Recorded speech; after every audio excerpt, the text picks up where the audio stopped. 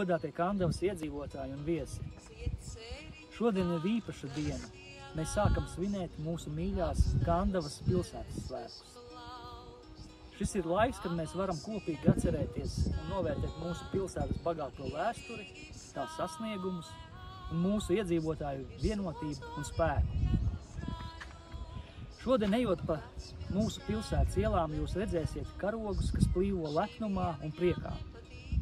Tie ir mūsu pilsētas un valsts simboli, kas atgādina mums par mūsu saknēm un kopīgajām vērtībām.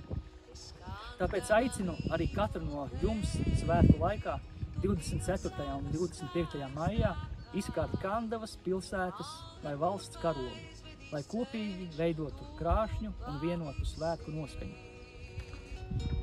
Aicinu ikvienu piedalīties svētku pasākumos, kas sāksies jau šovakar un turpināsies rīt visas dienas garumā.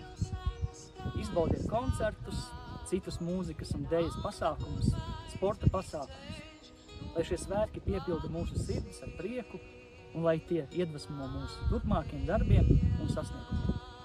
Mūsu Kandavas labā. Novēlu visiem priecīgus un neaizmirstam skaistus svētkus.